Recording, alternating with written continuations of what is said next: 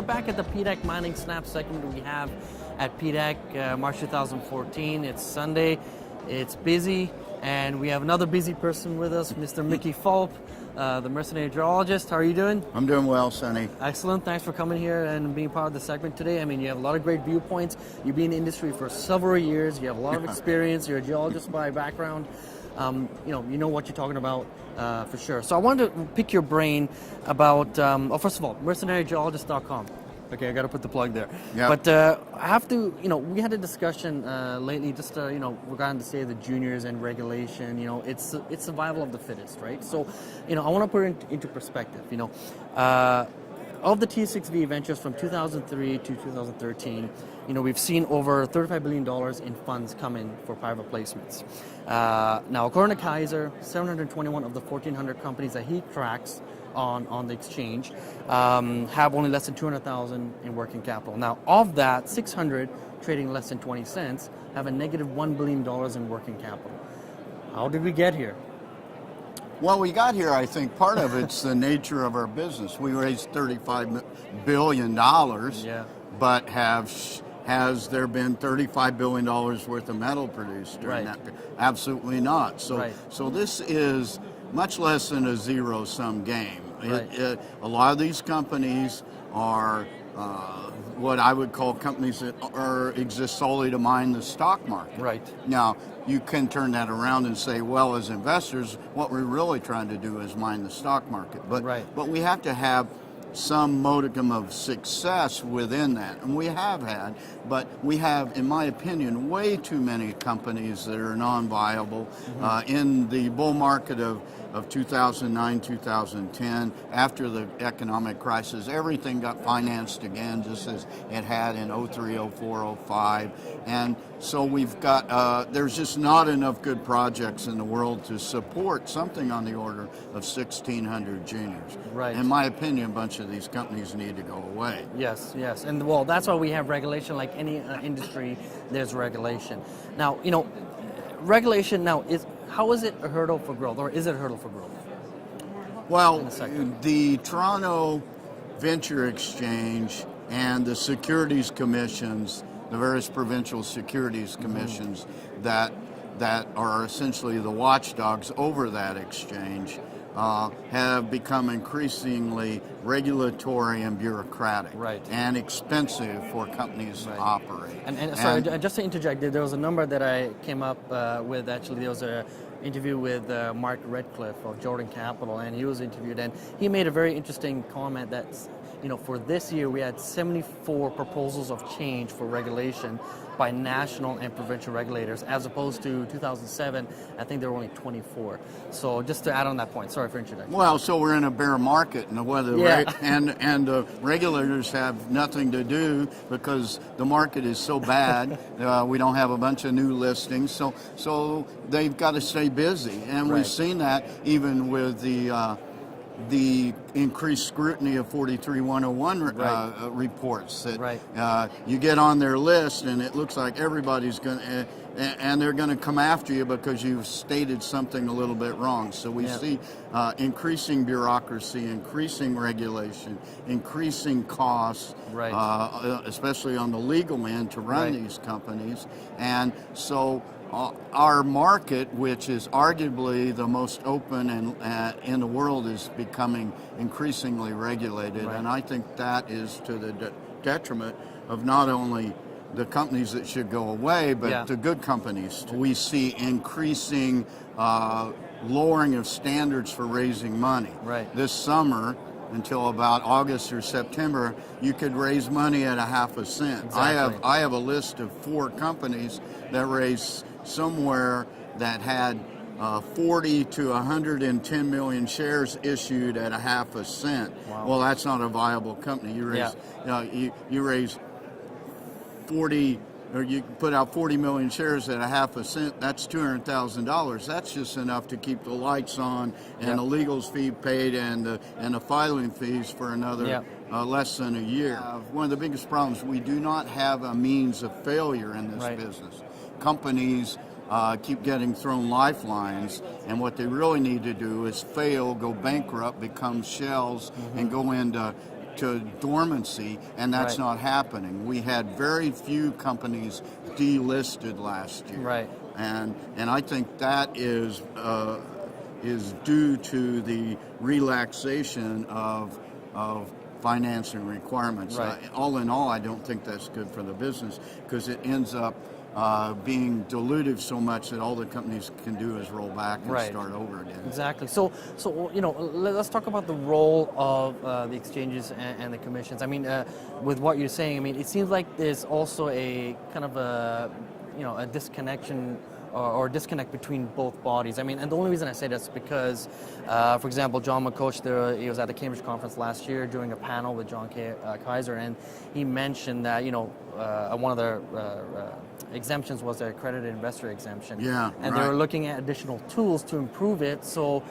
companies can have their investors participate. And one of the other tools was, you can approach your existing shareholder base and have them exempt from that, so it'll be easier for them to participate. However, it's been 3 years in the talking with the commission, and it hasn't happened. And it hasn't happened yet. And So that would be a good thing, because what's happened is, with this accredited investor designation, it's gotten tougher and tougher for people, is you've eliminated the small retail lay investor from his ability to get in early. I mean, I'm an accredited investor, obviously, Yep. and I participate in, I'm a founder of some companies. I participate seed stock, founding stock, pre-IPO stock. So the key to make money in a lot of this investing, or speculation really is what it is to get in early, and the small guy doesn't have that ability. Right. And I would welcome some regulations that would let people that are longer term investors in this business and maybe don't have the financial wherewithal to qualify as accredited. I would say that if we could get some of those people in, then they would get in early, make money, and what we've really lost in this business over the last 3 or 4 years are the retail lay investors. They have not come back to the market, and we need those people for a healthy market. Yeah, well, we'll find that out when we're here at the PDAC over the next several days. I mean, so far it looks pretty good. We're seeing a lot of investors come out, a lot of people from the mining space itself. So, it seems like there is a renewed interest in the sector here, and hopefully we'll see in the next few days. So, so let's step back from, regulation now. Okay, are there some other factors that are outside of regulation that are affecting how juniors survive in the market? I'm talking about things like algo trading, or even the current brokerage shorts. Yeah, naked shorts. The uptick rule, or the brokerage house model right now. I mean, you're seeing a lot of boutique firms that are just not out there anymore.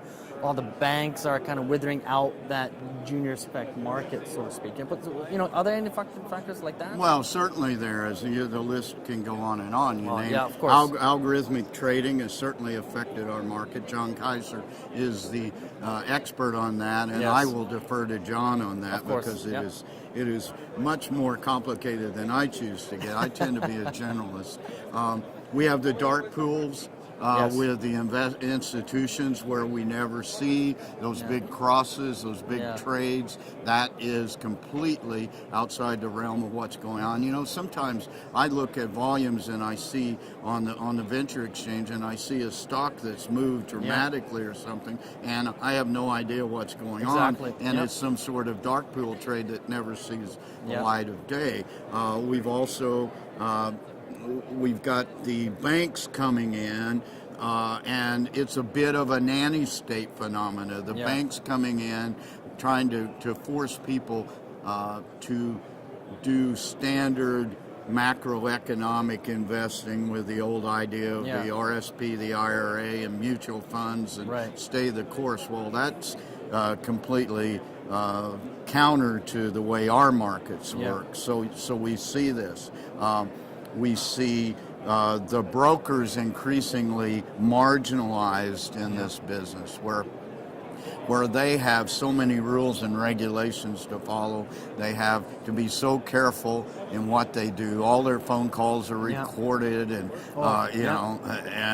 and so once again, it's this idea that we have to protect people's money from the people that from their own money, Yeah, from yeah. investing their own money, and it makes no sense at all. So that's another thing, and I will credit Joe Martin and Don Moser with their efforts coming out of Vancouver to bringing that to light, and the idea that essentially the banks are trying to strangle our market. Yeah. In addition, we have the Toronto Stock Exchange, Toronto Venture Exchange, owned by the TMX, a publicly traded company, and so that's a bit of a conflict of interest. It's in the TMX's interest to continue to have more companies filing and paying listings and filing fees, et cetera, because then that makes their quarterly bottom line look better. Right. And so we have all these various issues that are tugging one way or the other, and it's led to difficulty in a time when we are in a bear market for other reasons. So, kind of adding on that in terms of difficult times, I mean, if that is the case, what are the alternatives for juniors? I mean, you have the CNSX, which is now rebranded as the CSE. Yeah. You have Equitas, which is a relatively new exchange that's developing. It's kind of a competing exchange to TMX. I mean, you have the OTCQX for easier listing in the States. I mean, are these other options that juniors can look at, or what? Well, I think we would hope hope so, because as a libertarian and a free market capitalist, I welcome competition, and the idea that the TMX, being the venture and the big board Toronto, have competitors, I think competition is good. Of course. The CSE, newly named, but around since 2001, has never really been able to get traction because of, number one, it has a small number of companies listed, I think around 200 as of last fall. I don't know. Right. I've probably added some since then. But it's not very liquid, and liquidity is what drives our market. Right. Part of the big part of the problem with the venture exchange has been lack of liquidity. We're still trading way less than 100 million shares a day, probably about 80 now on average. When we were in our bull market, we were trading 200 or more a day.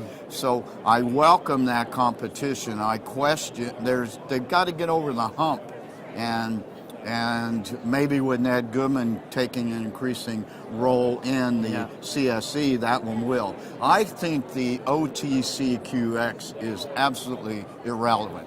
When it first came in 2000 and why is that?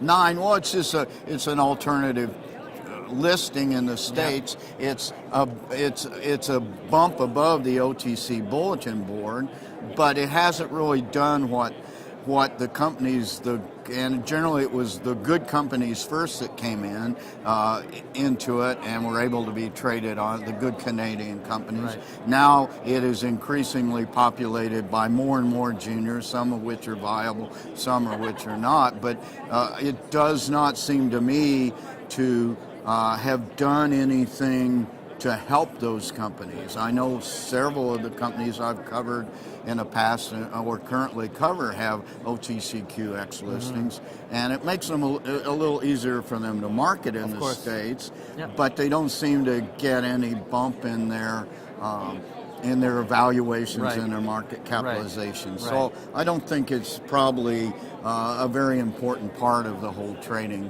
pattern that comes out of Toronto and Vancouver. So talking about, the opportunity to get into this market, what is your outlook on, the sector and just the gold and silver price going forward over the next? Well, I'm cautiously optimistic. We have been on the uptick since basically mid-December. Yep. And we would expect that after tax loss selling, typical thing.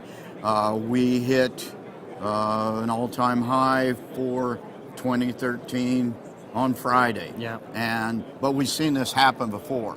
I think we're cautiously optimistic, but the last 3 years, the high for the year has been right around PDAC, a day before, a couple of weeks after, blah, blah, blah. So I'm hoping that it is more than people kind of coming in knowing we'll have this pre-PDAC rise and then coming in and start dumping stocks after that. Essentially, pros have increasingly front run sell and may go away adage, Right. and now they sell right after PDAC. Right. I hope that does not happen. I hope we have some legs in this business. A stronger gold price certainly helps in that regard. Yes. Well, perfect. Thank you so much for all your feedback and discussion today. Again, it's mercenarygeologist.com if you want to have a direct question to Mickey. We'll post the information on our channel here. So thanks again, Mickey. My pleasure, Sonny. And thank you. Until next time.